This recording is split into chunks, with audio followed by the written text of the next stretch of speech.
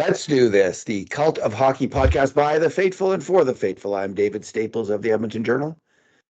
And I'm here tonight with Bruce McCurdy. Hey, Bruce. Hey, David. How are you doing tonight? Good. How are you? I'm all right. Well, reassured. Yeah, that was a game they had to win. Net. Yeah, 6-3 win over the Columbus Blue Jackets. If the Oilers have got to start separating, if they're going to be a Stanley Cup team, act like it, play like it. And tonight they did. 6-3 win, dominating victory. The grade A shots were 19-7 for the Oilers. Subset of 5 alarm shots, 10-3 for the Oilers. So, they fully deserved the 6-3 victory over Columbus. Actual shots were 37-22. Like they were the dominant team for much of the game. Yeah. Bruce, this is our 2 good things, 2 bad things, and 2 numbers podcast. What is your good thing, Amundo? Yeah, I'm going to go with the sequence that put Edmonton ahead to stay early in the second period. And this was Edmonton ended the first period killing off a penalty, and so Ekholm took the penalty at 19:20, and he came out of the penalty box at 1:20, and that's just about the time that the Oilers sent the boys over the board. So McDavid, Draisaitl, and Hyman, who's back in the lineup tonight, which is a different kind of good thing, but very much a good thing in this game. And they had, within a minute, 3 great 5-alarm chances, with the third one being the goal that finally put them ahead 2-1 to stay in the game. And first of all, there was a spectacular 3-way passing play that looked like McDavid had the surest of sure goals you could ever hope to see. Goodness. And he stopped the puck and was just looked like he was going to slide it in, and he kind of Jack Eichel'd himself. It was just slightly too casual against a defender that was a little bit more desperate than he was. And that defender was Damon Searson, who somehow got a stick down and into the lane of McDavid's tap in and chipped it beside the net. So that seemed like a big deal at the time that they missed it. I think there was a whistle in there, but they kept it coming. Yeah. And then a few seconds later, when the play resumed, Hyman had a great chance slamming the puck on net from close range off of a Draisaitl feed and steal beside the net. Never saw the whole sequence because it was just after the puck drop, and they were slow catching up to the play with I think they missed the face-off, if I recall. Yeah, they were doing correctly. a replay. They were doing a replay of the first great chance, of the McDavid play. Yeah. And Fair then enough. the third time around, they finally got it right with McDavid, and this was really a 4-way play with Bouchard starting things out, and McDavid and Draisaitl on the rush, and McDavid fed the puck to Draisaitl, and he went to his backhand and slammed the puck home, while Zach Hyman was hanging around very, very fringes of the goal crease, aggravating the goal, Daniil Tarasov, in the net for Columbus. And so this goal had an additional good thing, that Columbus foolishly decided to challenge the goal for goalie interference when Hyman was, maybe they thought, well, it's Zach Hyman, we can't lose. but they lost. Yeah. And the refs got it right, and I thought it was an easy call. I was surprised it took them as long as it did, to be honest, because I thought Hyman's there, but he never initiates contact, and the only contact that happens is when Tarasov tries to push him with his glove. Well, the goalie initiated that contact, and obviously Hyman was in his face a little bit and distracting him, but last I checked, that was legal. And so he banged the puck. Draisaitl was able to, I think that puck was going in, Hyman or no Hyman, to be honest, and they challenged, and the challenge was overturned. Edmonton got a power play, and the first unit didn't do anything with it, but the second unit was able to pound home a kind of undeserved goal. It was a poor power play, but Ekholm got a little bit of a fortunate bounce, I think, in the slot, and slammed one by Tarasov to make it 3-1, and then the Oilers were really, off to the races. Like when the second period started, it was 1-1, and they were shorthanded. And here by the 4:02 mark of the second, it's 3-1 Edmonton, and they had at least a 2-goal lead the entire rest of the game. So that really was a major turning point. But the shift that they, took the lead was fantastic. They just weren't to be denied. Yeah, it was almost like it felt like those first 3 5-alarm shots, like they had to be on the power play. Like when you brought it up, I was thinking that's on the power play, right? And I see, no, this is all at even strength, this complete domination. This is a post-penalty kill power shift, and it worked to perfection. It sure did. And you just got the sense in that moment, as soon as McDavid missed that shot, that first one where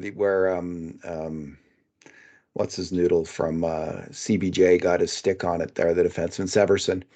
You just got a feeling McDavid was embarrassed. Yes, on his big night. he was embarrassed on his big night, and he was already on fire. But man, he just went supernova the rest of the game. Like, he was fantastic. What a game from Connor McDavid, who is my good thing. And I bet you the number of times we pick Connor McDavid as our good thing, Bruce, is not proportional to how many times it's the good thing. It's easy to focus on other things when he's so exceptional game after game. But tonight, 4 assists. He's now just 6 points back of leading scorer Martin Necas of Carolina, who has 41. McDavid has 35 points. He's right there now to make a run at the scoring title, and I hope he wins it. I'd like to see him get another MVP award. I think it's part of the legacy of great players to win the Hart Trophy. There it is, not the Art Ross Trophy. The Hart Trophy and the Art Ross Trophy. And the Art Ross. And the Conn Smythe. So may there be more Hart and Conn Smythe trophies in Connor McDavid's future. It'd be great to see it happen this year. Bruce, the play I want to single out, well, I want to single out his play on the first 2 goals. You've already touched on the second one briefly, but the first goal was an absolutely crackerjack play by 3 Oilers. And it starts, and I don't know if they mentioned this on the broadcast between periods. They didn't mention it during the game, but Bouchard made a fantastic play to keep the puck in at the blue line. He just read it perfectly, made a hard play on the puck, and the puck was a clearance. It's coming around the boards. It looks like it's getting out. He made the play. He won the battle. He kept it in. It goes down, and McDavid kind of pops it. It goes down the boards to McDavid, who kind of pops it in the air, and then he spins onto it, and it lands at his feet.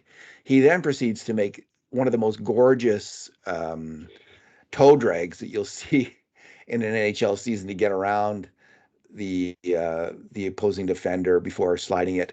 Backhand pass to Zach Hyman, who one-times it right in the net hard. And all 3 players made brilliant hockey skill plays. And it's what we expect from the Oilers. We haven't seen it enough this year. They haven't been truly in sync. But I mean, Hyman is like, I'll be surprised if he's not on Team Canada in the end, Bruce. Like, if there's any injury at all, listen, our analytics. You'll have 24 goals by then, and they're going to be saying, "How do we get him on the team?" Yeah, Seth Jarvis isn't. Maybe he's got a sore throat. Hyman, he's homesick. He needs to take the break. Yeah, Bruce, if they're doing analytics the way we're doing it, like, they should have access to all kinds of analytics on these players. And if you had any analytics on Zach Hyman from this season worth the paper they're written on, you would be naming Zach Hyman already to the team based on a season last year. He's had all kinds of chances. He's been playing excellent defensive hockey.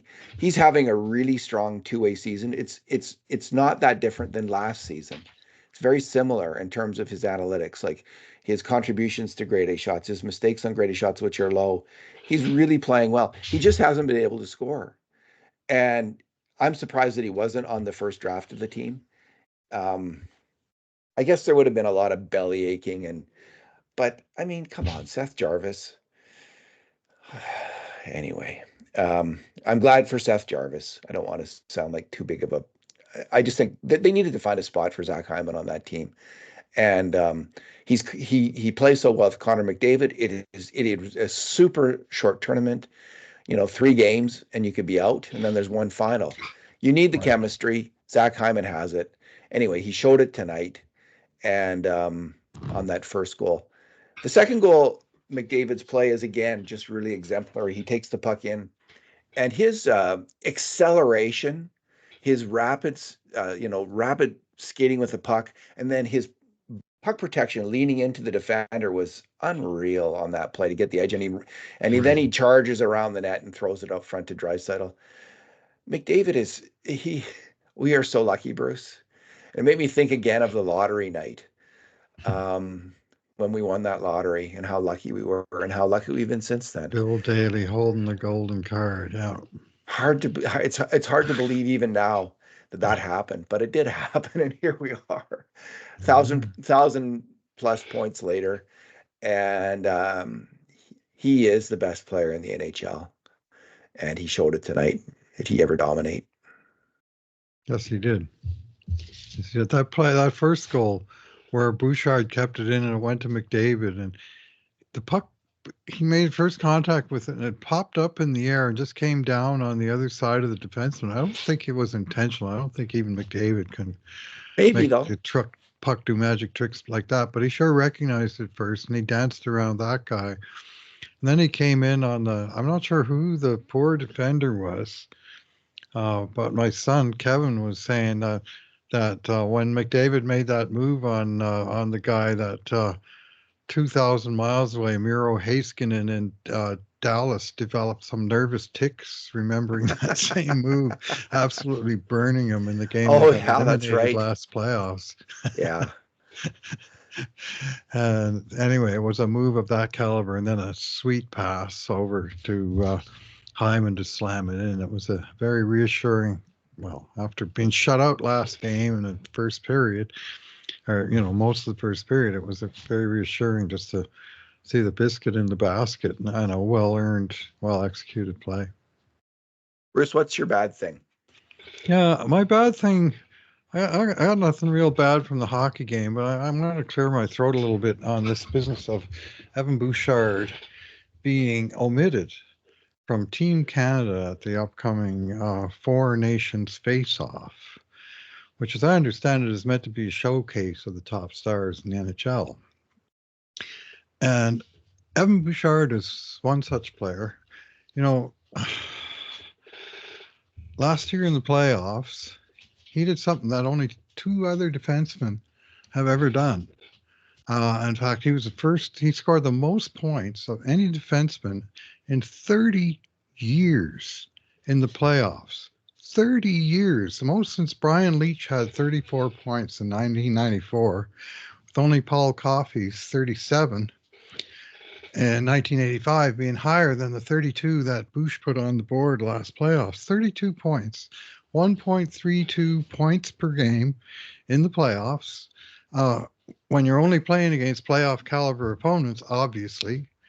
And it's like it never happened. And what is how can Team Canada executive justify here, we've got this defenseman just putting up these great points, obvious chemistry with Connor McDavid, who you're relying on to score a big bunch of points for you in this tournament. I know, let's take away the guy that feeds him the puck the most. Sure, we'll do that. Let's put Colton Parayko, the guy from my Colton team. Parayko on the team, guy from my team. Yeah. Doug Armstrong should get booed for that on Saturday. And I just find it outrageous, David. I understand that Bouchard doesn't rub everybody the right way. And I'm getting a lot of pushback from Oilers fans who think Bouchard is not very good. It just baffles me. Some of it was quite crude, frankly. I mean, I'm an Oiler fan going to bat for an Oiler player on the internet, and I just put this facts out there. Last 2 playoff years, And Bouchard led defenseman in scoring in the playoffs the year before, and he only played 2 series. He had 5 more points than anybody else. Like, he's in the big games, he's been really super productive. These are supposedly big games. I posted his data from Natural Stat Trick from the last 3 seasons, 22 to 20, the part of the current season, plus the last 2 full seasons, better part of 200 games. He's number 1 among NHL defensemen in shots for percentage, in high danger chance for percentage, and in expected goals for percentage. Like, this is not a fluke. It's not like he had this one playoff thing out of nowhere and then he's back under his rock. And it just makes me want, like, last year he played 106 games and he scored 114 points. This guy can't make Team Canada? Are you freaking kidding me? Like, Travis Sanheim had to be on that team, Bruce. Yeah, and like, so well, it's a showcase of hockey, so we got to have a couple of shutdown guys in the team because we want to showcase shutdown defensemen. God forbid we show the offensive guy.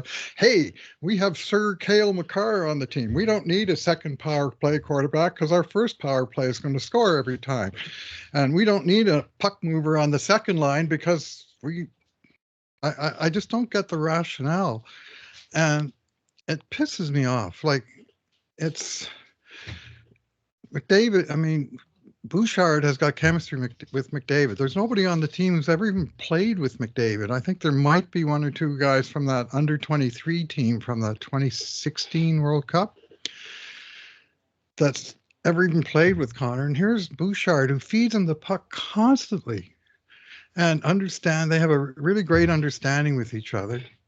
And Bush he's had a little bit of a slow start. He's number 3 on Oilers scoring with a bullet, 18, and now he's up to 20 points after tonight. In 4th place is like 13. It's not like the whole team is scoring, and it's not like he's stopped scoring. He's not quite at a point a game, and yet people look at the highlights and they see a replay where he gets beat and he doesn't hustle on the back check because he knows he can't catch the guy, and he just goes back to clean up the rebound, and Buddy scores, and it looks bad. I'll grant you it looks bad. You know who else looked bad once in a while? Paul Coffey. 1984, Paul Coffey was coming off a season where he'd scored 126 points in the regular season, but there were people saying, well, he sure is unreliable defensively. He has these horrible brain cramps and giveaways and stuff. Do you think that Team Canada management decided, well, we got Ray Bourque, let's leave Paul Coffey off the team? No. And what did Paul Coffey do? He was a friggin' hero of the Canada Cup 1984 is what he did. And I'm not saying Evan Bouchard is Paul Coffey, but I'm saying he's in the conversation. I'm just looking at these lists of all-time playoff performers. Paul Coffey, Brian Leetch, Evan Bouchard, number 3, Al McGinnis, Cale Makar, Miro Heiskanen, Dennis Potvin, Ray Bourque, Brent Burns, Bobby Orr. These are pretty good players.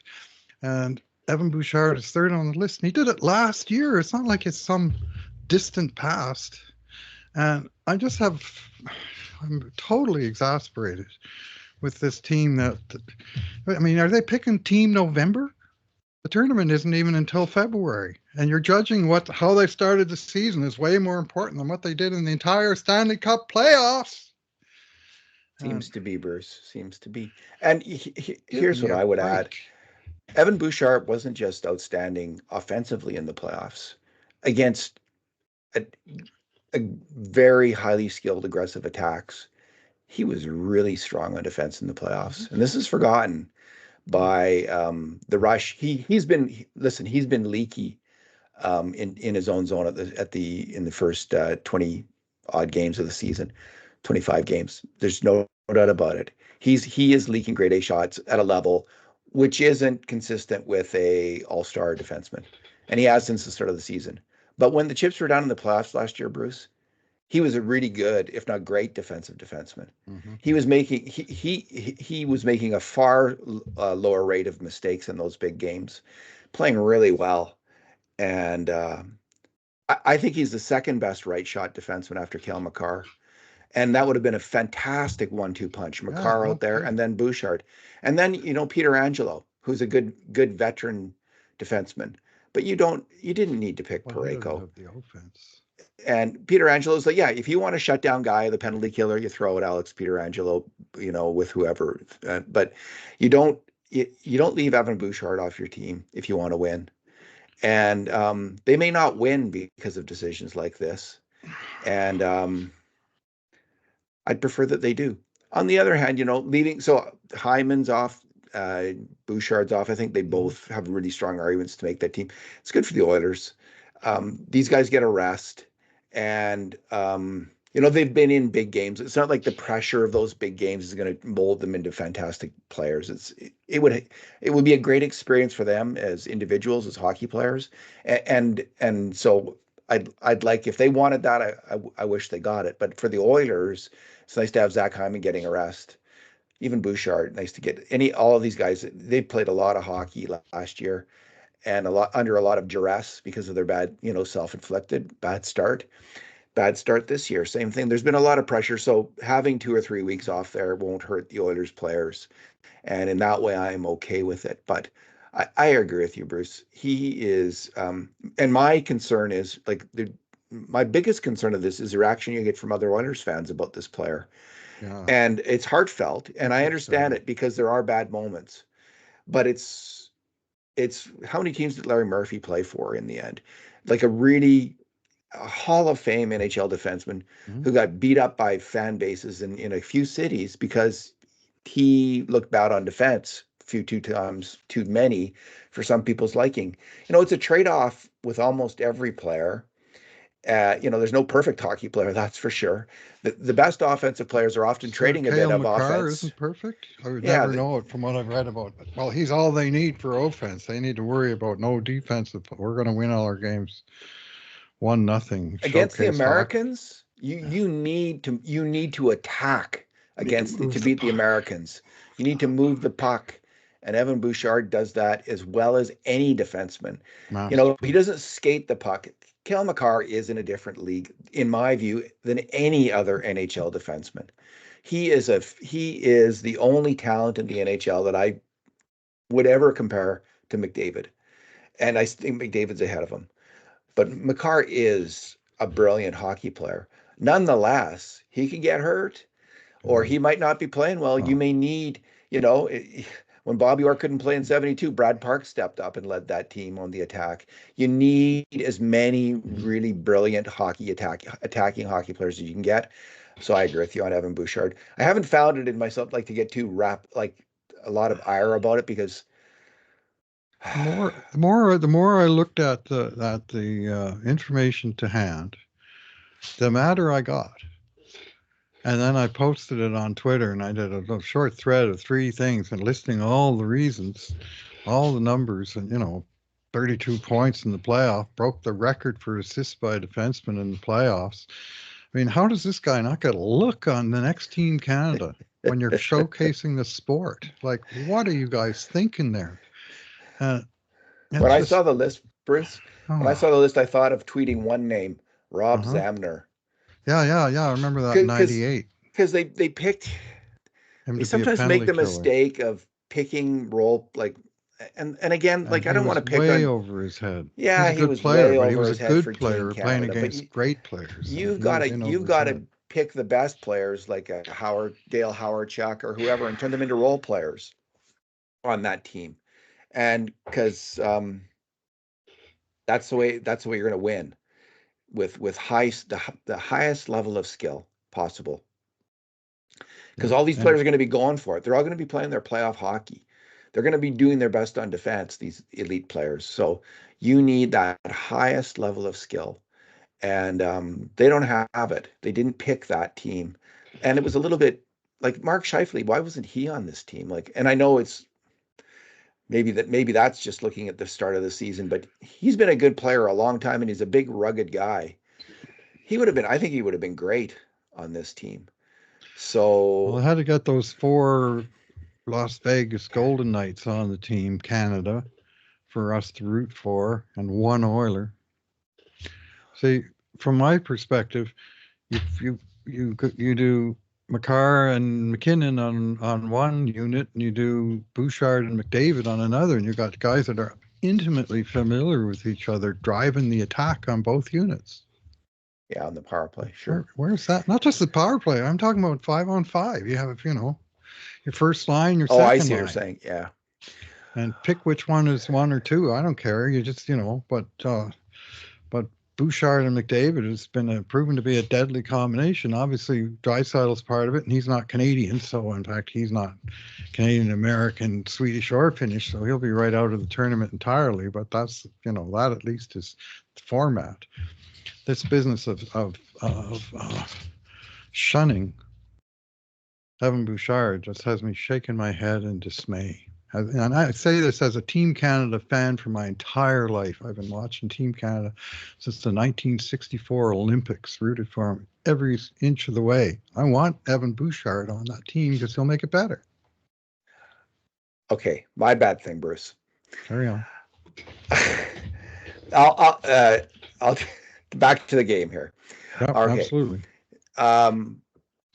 Just the two Californians that Columbus scored. It's just always so frustrating when you have these kind of goals scored against your team. And the first one, what a crazy play. It hit Janmark, and then it hit the Carolina player, both inadvertently, and it went in the net. That was a real tough one. That's the first goal of the game. And it's another reason why that great goal by Bouchard, McDavid, and Hyman was so key early in the game. It tied it up at 1, and when the game was still in doubt. But that was frustrating. The second Californian was it's 5-2 then. And it's not a big goal for Carolina. They're not getting back in the game at that point. Edmonton's dominated them. But I have to say, I didn't really love Calvin Pickard on the play. He had a good game. But on that one, I just felt it was a savable shot that many or most NHL goalies would have made that save, because the screen on Pickard was fairly high in the defensive slot. And it struck me that most goalies would be able to look around that screen, quite honestly. And it's because most goalies are 3 or 4 or 5 inches taller than Calvin Pickard. So it's just a goal. I think it's a savable shot. And although he is screened on the play, there's a lot going on, and the shooter does pick the far side of the net. I do think that the goalie should probably have that one. And I think we've seen that goal maybe before on Pickard. Skinner's better at looking around the screens. He's a bigger, taller guy. I think it's more of a strength of Stu Skinner's, but I think it's something that now and then you're going to catch Calvin Pickard on, just because he's a smaller goalie. Hey, he's been a solid backup goalie this year. He's played well. He played well tonight. But on that goal, I didn't really like his play. Yeah, the bouncer that got through him, that was pretty wild. That was a tough one. Because if it had been a deflection by the opposing team from that close, I think we would have left the goalie. Like, we didn't charge Pickard with an error on that one, because I just think it in off Emberson, eh? Yeah, it went in off Emberson. If that had been a opposing deflection, we wouldn't have counted that as a goalie error. That would be a tough deflection. It's a tough play for the goalie when that happens that close. So it's not like we're fair to Calvin Pickard. We let him off when we and these are all judgment calls that we're trying to make. And in overtime we've made. The one thing I will say is, it's not our first rodeo. We've been doing this on grade A shots I've been doing it since 2010, 11, thousands and thousands and thousands of grade A shots that every time we do it, we're comparing it to what we've seen in the past and trying to be consistent and fair. So a large number of them are obvious. But we have to score them in ones or zeros. Are they a chance or not is one. And is this guy involved in it or is he not? There's none of this sort of 60-40, even though there's a ton of 60-40 kind of plays and decisions to be made. On that goal, too, it was 35 seconds the puck was in Edmonton's zone. I went back and I watched it. And one Columbus guy controlled the puck against 2 Edmonton checkers along the board, and just somehow he kept it, and neither guy took it off him.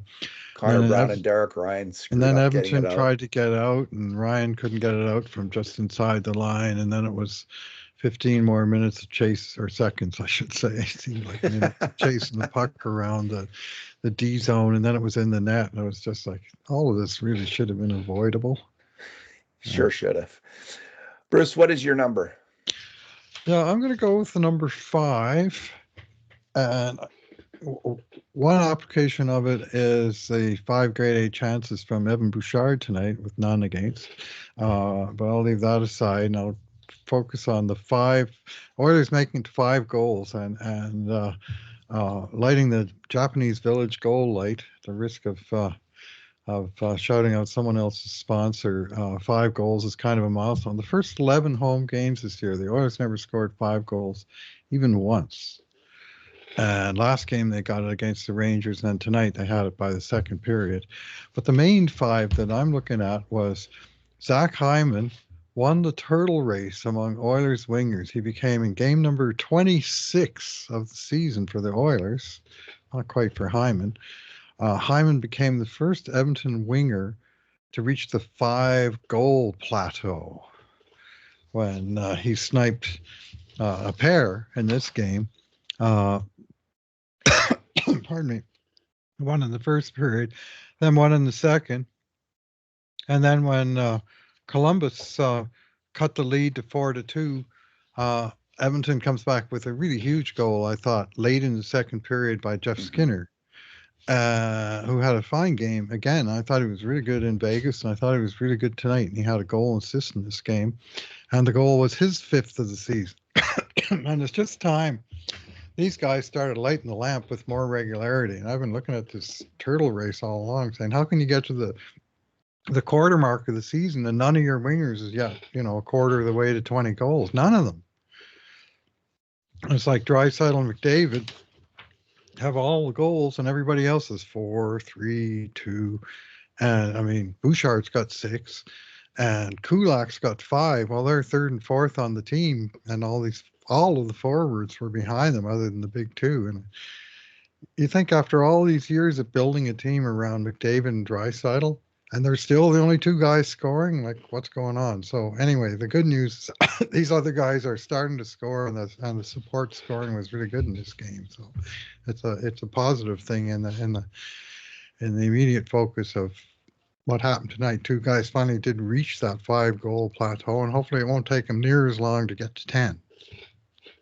I would point out one thing, that if you count the goals that Draisaitl scored when he's with McDavid on the ice, when he's essentially functioning as a winger, he's probably got more than 5 in that situation. So. And he's now at 19, tied for the league NHL lead, Leon Draisaitl. So, but he's not a winger. I mean, he's not a winger. No, and he hasn't scored. He scored most of those goals as a center, I'm sure, or probably. But anyway, you're right. There's been, like, Arvidsson and Hyman have been having a lot when Arvidsson was healthy, the mystery man, and they had lots of chances, but they weren't scoring. So, and Skinner, that is, like, it's really refreshing to see him have a couple of really good games, digging in hard and working well with Henrique and Janmark.